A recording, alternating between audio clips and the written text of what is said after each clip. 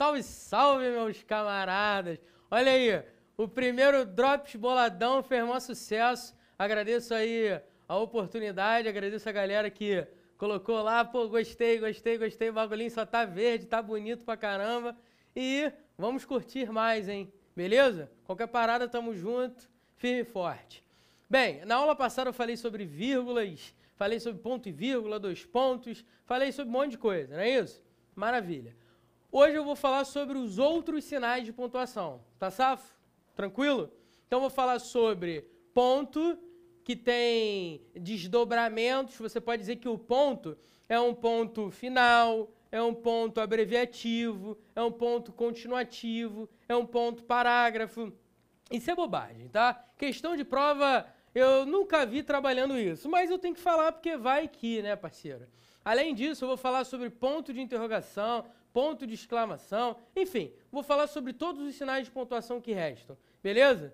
Então, daqui a 3 aulas no máximo, acredito que a gente finalizou a pontuação. Vamos entrar em concordância verbal, nominal, depois a gente emenda em regência verbal, nominal, crase e fecha o caixão, beleza? Safo? Então, maravilha, vamos que vamos. Hoje, continuando pontuação, vem comigo, parceiro. Vamos lá. Ponto. O que é o ponto? O ponto é isso aqui, ó. É um ponto, beleza? Um ponto é um ponto. Agora, vamos lá. Se eu digo que o ponto é um ponto final, o que eu estou querendo dizer com isso? Eu estou querendo dizer que tudo que você já tinha de ter falado, você já falou, e aí você coloca um ponto final. Por que o ponto é chamado de final? Porque você não vai falar mais nada depois daquele ponto. Vulgarmente, qualquer ponto que faz parte de um texto é chamado de ponto final, mas isso não é bem adequado. Ponto final é aquele que finaliza tudão, beleza? Então, finalizou um texto todo, pum, ponto final, beleza? Isso olhando assim de uma maneira mais purista, tá certo? O ponto parágrafo é aquele ponto que finaliza o parágrafo. Aí você chama de ponto parágrafo, beleza? E o ponto continuativo é aquele ponto que você dá, mas depois você continua falando mais alguma coisa. Esse é o ponto continuativo. E tem o ponto abreviativo, que é aquele ponto próprio da abreviatura, beleza? Tranquilo? Então vamos lá. Tem 2 coisas assim, basicamente, que eu quero falar, 3, enfim, vamos lá. Posso ouvir o vento soprar com força. Ponto. Derrubando tudo. Pestana, o que essa vírgula está fazendo aqui entre parênteses, hein, parceiro? Irmão, deixa eu te falar então, já que você quer saber, eu vou falar. Você concorda comigo que no lugar desse ponto eu poderia colocar uma vírgula? Vê se eu não posso. Posso ouvir o vento soprar com força, vírgula, derrubando tudo. Claro que eu poderia, afinal de contas, isso aqui, eita, que coisa linda, hein? Sei lá, bateu um negócio aqui, deixou apagar, que foi estranho esse movimento. Vamos lá, voltando à realidade. Derrubando, olha aí, coisa linda, derrubando tudo. Se liga só, o derrubando tudo é uma oração subordinada reduzida, adverbial reduzida de gerúndio. Posso ouvir o vento soprar, vírgula. Derrubando tudo. Beleza? Maravilha. No lugar desse ponto aqui, eu posso colocar uma vírgula? Posso. De novo, posso ouvir o vento soprar com força, vírgula. Derrubando tudo. As vírgulas separam orações reduzidas. Beleza? Até aí, nenhuma novidade. Pestana, mas então por que você colocou o ponto aqui, já que tem que colocar a vírgula? É aí que tá. Eu não preciso necessariamente colocar a vírgula. Eu posso colocar um ponto. Ué, Pestana, mas aí você vai desfazer a relação sintática entre as orações. É aí que está a brincadeira.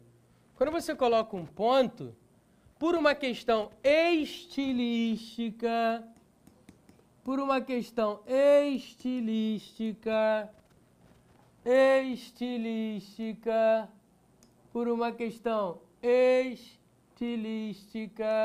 o que acontece?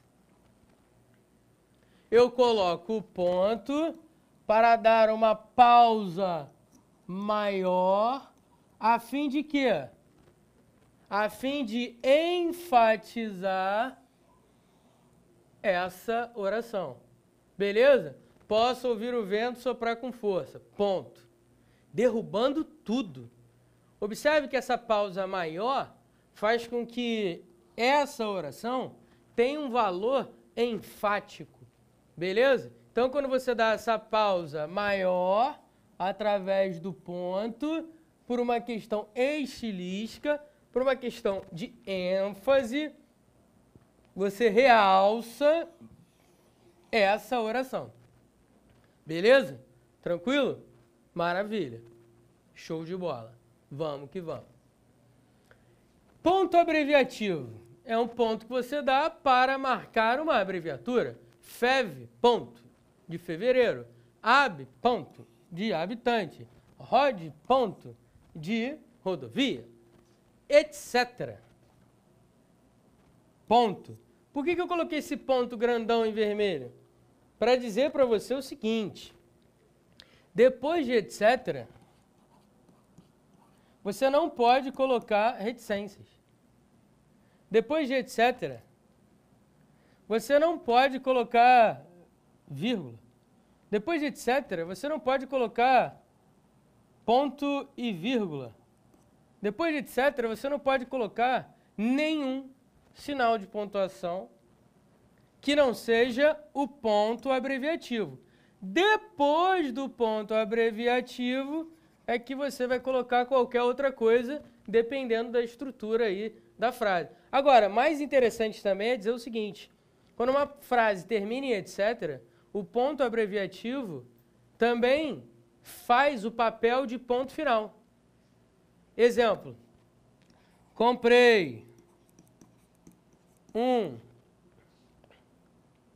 caderno, um lápis, etc. Esse ponto aqui, que marca o ponto abreviativo, que marca a abreviatura de ética hétera, alguns dizem que coétera, enfim, é do latim, significa e outras coisas, beleza? Esse ponto do etc. abreviativo, ele também serve de ponto final dessa frase aqui, beleza? Tranquilão? Show de bola, vamos que a gente não tem tempo a perder e Brasil, vamos lá, vamos nessa. Ponto de interrogação. É o nome que dá essa criança aqui, ó. É o nome dessa criança aqui, beleza? Deixa eu botar aqui um número maior, vai ficar mais visível, vamos lá. É o nome dessa criança aqui, ó. Ponto de interrogação, aquele ponto do charada, do Batman. Já é? Tranquilo? Eu disse a palavra peremptório, mas para que serve o ponto de interrogação? Basicamente, o ponto de interrogação serve para marcar uma interrogação, ou seja, para marcar uma indagação, questionamento, uma pergunta. Exemplo, você vai agora? Ponto de interrogação. Ou seja, o ponto de interrogação serve para marcar uma indagação, questionamento e tudo mais. Agora, só serve para isso? Pô, é claro que não, né, cara? A gente está falando de língua portuguesa, meu camarada. Se a gente está falando de língua portuguesa, o bagulho é doido. E aí, irmão, vai ter alguns momentos que você vai poder usar o ponto de interrogação para outros propósitos. Quer ver? Vamos lá. Eu disse a palavra peremptório, mas... Tarará. Vê se eu não deveria falar assim, quer ver? Eu disse a palavra peremptório, mas... Para que serve esse ponto de interrogação entre parênteses? É para indicar que essa palavra aqui é uma palavra desconhecida da pessoa que está falando. Eu disse a palavra peremptório, mas... Ou seja, o cara está na dúvida, ele não tem certeza. Então, o ponto de interrogação vindo antes dessa palavra aqui, que ele falou, mas ele não sabe muito bem o significado dela, ou não sabe muito bem se ele falou justamente essa palavra. Esse ponto de interrogação entre parênteses vai indicar uma incerteza a respeito dessa palavra, peremptório. Ele não sabe se falou, ele não sabe o significado dela. Enfim, o ponto de interrogação marca uma certa, desculpa a redundância, uma certa incerteza sobre a palavra estranha, a palavra meio complexa, incomum, não usual, que é a palavra peremptório. Beleza? Muito bem. Olha aí, o ponto de interrogação não tem só aquele papel idiota de marcar interrogação não, hein? Vamos lá. Você não conseguiu chegar ao local de prova? Isso aqui, tudo bem. É uma frase normal, com ponto de interrogação, indicando uma indagação, um questionamento, uma pergunta. Normal. Até aí, nada demais, né? Não tem muito o que dizer. Por outro lado, observe que depois do ponto de interrogação vem um ponto de exclamação. Aí eu te pergunto, isso aqui pode acontecer, Pestana? Ou isso aqui? Pode. Não há nada que proíba você de usar os dois sinais um ao lado do outro, dependendo da sua intenção. Então, se você quer perguntar de uma maneira exclamativa, de uma maneira altissonante, com a voz alteada, olha como é que vai ficar. Você não conseguiu chegar ao local de prova? Percebe que eu estou falando de uma maneira meio exaltada? Mas é uma pergunta? Então, o que eu faço? Eu uso o ponto de interrogação e o de exclamação. Beleza? Tranquilo? Olha para mim rapidinho. Até agora, safo?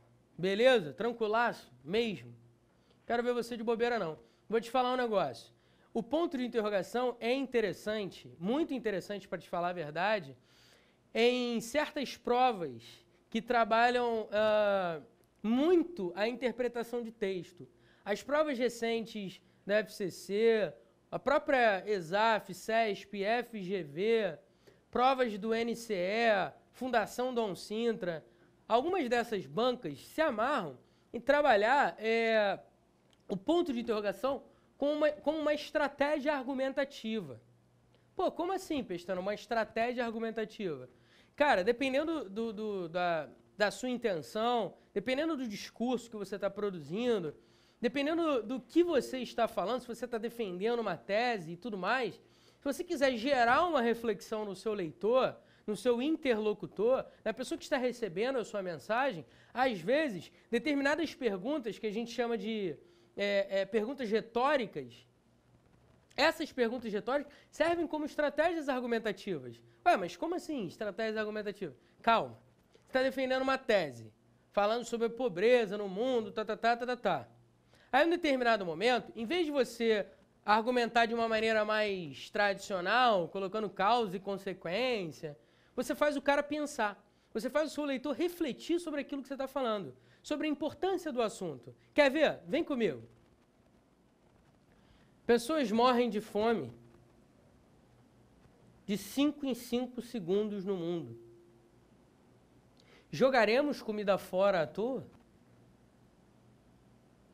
Percebe que essa pergunta, jogaremos comida fora à toa, é uma pergunta retórica. Como assim uma pergunta retórica? É uma pergunta que já traz embutida uma resposta. Raciocina. Pessoas morrem de fome de 5 em 5 segundos no mundo. Jogaremos comida fora à toa? O que está subentendido aí? Está subentendido o seguinte. Pessoas morrem de fome de 5 em 5 segundos. Então, não podemos jogar comida fora à toa. Não podemos. Percebe que no lugar desse ponto de interrogação, no lugar dessa frase interrogativa, eu poderia escrever uma frase afirmativa. Eu não poderia dizer assim, ó, pessoas morrem de fome de 5 em 5 segundos no mundo. Então, não jogaremos comida fora à toa. Se eu tirar o ponto de interrogação e colocar um ponto, ou um ponto de exclamação, e colocar uma frase afirmativa ou exclamativa, o que você percebe é que, na verdade, essa pergunta é uma pergunta retórica. É uma pergunta que traz embutida uma resposta. O cara que está fazendo essa pergunta aqui, ele não quer saber a resposta que você vai dar. Jogaremos comida fora à toa? Aí o outro vai responder, ah, não jogaremos. Pô, mas é claro que o cara vai falar não jogaremos. Beleza? E se ele falar, ah, não, vou jogar. Independente, a pergunta serve para gerar uma reflexão, serve para trazer embutida, implícita, uma resposta. De novo, pessoas morrem de fome de 5 em 5 segundos no mundo. Portanto, não jogaremos comida fora à toa. Só que em vez de eu afirmar, eu faço uma pergunta. Jogaremos comida fora à toa? É uma maneira de fazer o interlocutor, o leitor do texto, refletir. Caraca, é mesmo. Eu não posso jogar comida fora à toa. Pô, tem gente morrendo de 5 em 5 segundos no mundo por causa de fome, cara. E eu aqui com a geladeira cheia. Entendeu? A ideia é fazer o cara refletir, mas, obviamente, a resposta já está embutida na pergunta. Esse tipo de pergunta é uma pergunta retórica. Olha para mim de novo. Aí vem aquele cara canalha, não é isso? E depois de ter lido isso, o cara diz assim, e o que eu tenho com isso? Essa também é uma pergunta retórica. Porque traz implícita uma afirmação. Que afirmação? Eu não tenho nada a ver com isso. Em vez do cara falar, eu não tenho nada a ver com isso, ele faz uma pergunta retórica, uma pergunta que já traz embutida uma resposta, que já traz embutida uma afirmação. Eu não tenho nada a ver com isso. E o que eu tenho com isso? Tipo, não tem nada a ver com isso. Percebe que as duas frases trazem o mesmo conteúdo de sentido, o mesmo conteúdo semântico? Então, o que é uma pergunta retórica? É uma pergunta que traz embutida uma resposta. É uma pergunta que pode ser reescrita como uma afirmação. O cara não está te fazendo uma pergunta para você responder. Ele está te fazendo uma pergunta para gerar uma reflexão ou para subentender uma afirmação. Beleza? Isso é pergunta retórica.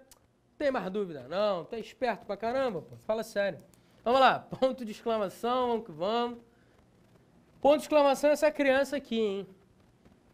Pestana, para que serve o ponto de exclamação? Parceiro, olha o nome, exclamação. Então serve para exclamar. O que é exclamar? Exclamar é falar de maneira alteada, altissonante, de maneira alta, exaltada, com estado de espírito elevado e por aí vai. Coitada dessa menina, que linda mulher. Sai daqui! Observe que, dependendo da frase, o ponto de exclamação cumpre um papel bem interessante, né? Vamos lá. Coitada dessa menina. Coitada dessa menina. Percebe um certo lamento, um certo estado de espírito exaltado e de lamento ao mesmo tempo quando a pessoa fala isso? Agora, que linda mulher. Isso é um elogio, até mesmo um espanto, né, com a beleza da mulher e tudo mais. Uma louvação, depende do contexto. Sai daqui! Isso é uma ordem. Normalmente uma ordem com tom exaltado, engajado, e aí o ponto de exclamação cumpre o seu papel. Cada contexto tem um sentido diferente. Cada contexto, ponto de exclamação, terá o seu papel a desempenhar. Beleza? Não dá pra gente generalizar, não. Vamos ver outros aqui, vamos lá. Nossa, Deus do céu. Oh, isso aqui são interjeições, né? Isso aqui, no caso, é uma expressão interjetiva, Deus do céu. Por que é uma expressão interjetiva? Porque é uma interjeição em forma de expressão. E o que seria uma expressão? Expressão é um grupo de vocábulos que carrega uma ideia só. Beleza? E não tem função sintática, hein? Interjeição, pô, pelo amor de Deus. Interjeição não exerce função sintática na frase, parceiro. Esquece esse bagulho não, hein? Agora, o que o ponto de exclamação está fazendo aqui? O ponto de exclamação serve para interjeições. O ponto de exclamação é usado em interjeições. Por quê? Porque a interjeição normalmente é falada de uma maneira exaltada, de uma maneira altissonante. Beleza? Muito bem. Agora, olha só esse exemplo. Esse exemplo é bem interessante e eu retirei algo parecido na gramática do Sacone. Eu acho que faz todo sentido e tal. Aí fui pesquisar no manual de redação profissional de alguns autores, como por exemplo José Maria da Costa, e descobri algo interessante, que é o seguinte: Fernando José, onde estava até esta hora? Quem é Fernando José? Sou eu. Beleza? Não precisa espalhar não, tá? Pelo amor de Deus. vai ficar me chamando de Fernando José agora não. Isso aqui é minha mãe que falava quando ela ficava bolada comigo, que eu estava jogando bola na rua, fazendo besteira, chegava todo sujo, cheio de caraca no meio do braço. Enfim, deixa eu falar. Fernando José, onde estava até esta hora? Fernando José é um vocativo, concorda comigo? Esquece o Fernando José, tá? Meu nome é Pestana, Fernando Pestana no máximo, deixa pra lá. Vamos lá. Fernando José, onde estava até esta hora? No lugar da vírgula, o Saconi diz que o ponto de exclamação pode substituir a vírgula no vocativo quando a intenção é mostrar esse estado de espírito super exaltado. Beleza? Então o Saconi diz que o ponto de exclamação, no lugar da vírgula, pode marcar essa altissonância, essa exaltação. Beleza? Muito bem. Agora, o que é mais interessante que ele diz é o seguinte: se a frase não estiver completa, e ela não está, né? Porque o vocativo, eu não posso usar um vocativo ponto. Beleza? Olha o que é mais interessante. Palavra com letra minúscula. Ué, Pestana, eu posso usar letra minúscula depois de ponto de exclamação? Então, nesse caso você pode. Por quê? Porque o Saconi diz, lá na parte de letras maiúsculas e minúsculas, que você pode usar ponto de exclamação ou de interrogação quando a sentença ainda não está completa. E eu não falei para você agora há pouco que o ponto de exclamação ali está substituindo a vírgula? Está substituindo a vírgula? Imagina uma vírgula ali. O que viria depois da vírgula? Uma palavra com letra maiúscula ou minúscula? Minúscula. Fernando José, vírgula. Onde estava até esta hora? Beleza? Então o Saconi diz a mesma coisa. Depois do ponto de exclamação, letra minúscula. Não é erro. Isso é algo normal. Tudo bem? Onde estava até esta hora? Agora, observe. De novo, ponto de exclamação com ponto de interrogação. Porque, na verdade, quando você quer marcar primeiro a exclamação, você coloca o ponto de exclamação na frente do ponto de interrogação, ou antes do ponto de interrogação. Aí, como é uma pergunta também, você coloca o ponto de interrogação, para marcar ao mesmo tempo a exclamação e a interrogação. Não há problema isso não é desvio da norma culta, tá? Pelo amor de Deus, vamos que vamos. Neymar driblou 1, driblou 2, ficou de cara para o gol e perdeu! Inacreditável futebol clube. Pestana, por que essa quantidade de exclamação? De ponto de exclamação?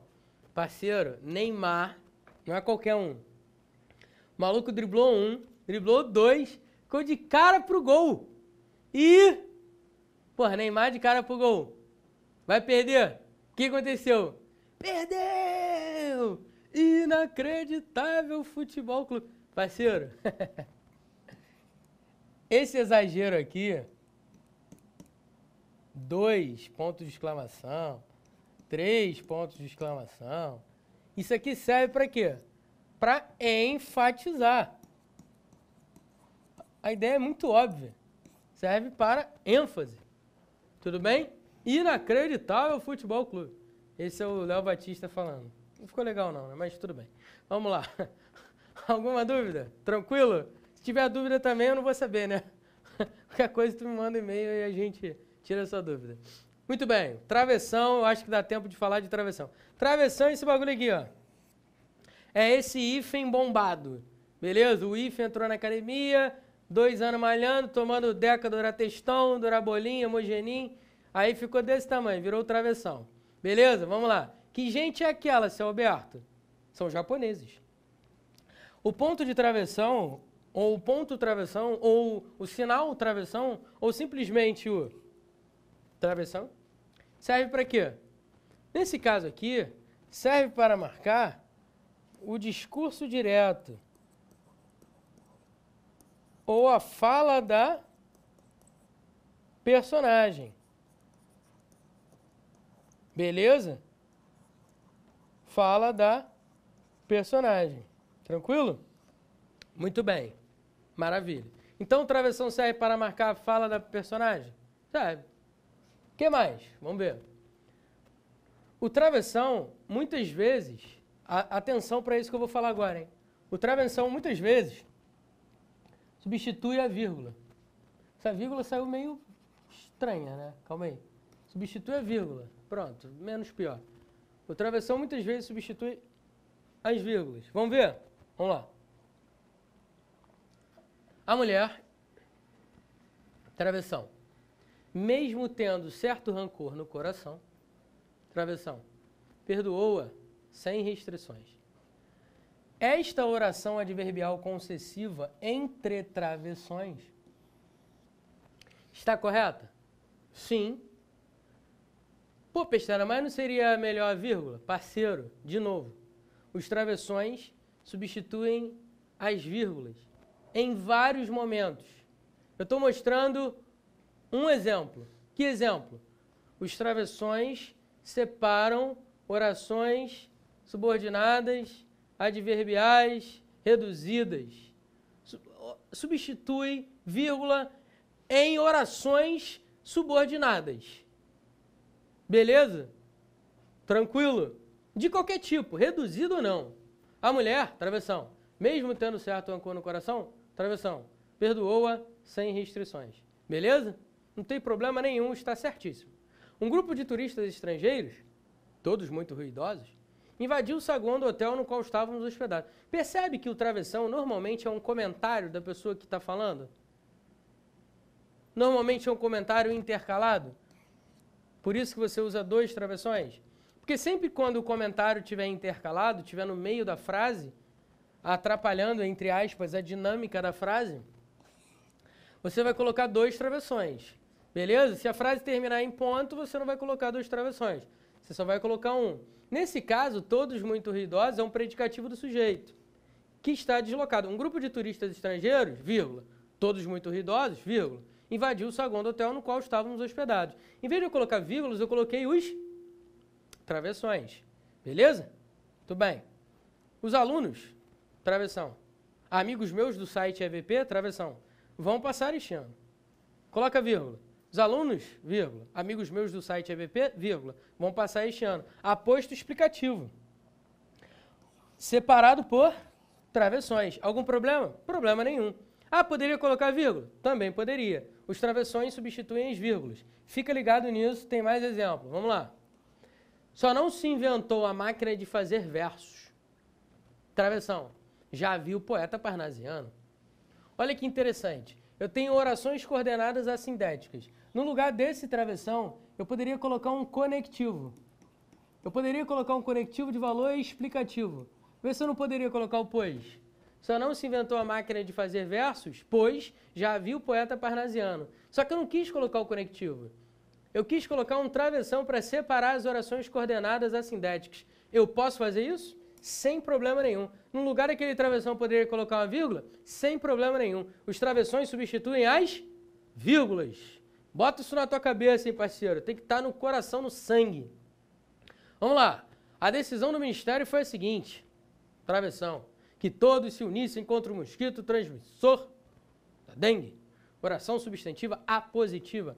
Ué, Pestana, mas a oração subordinada substantiva apositiva não é separada por dois pontos? Ou vírgulas, ou travessão.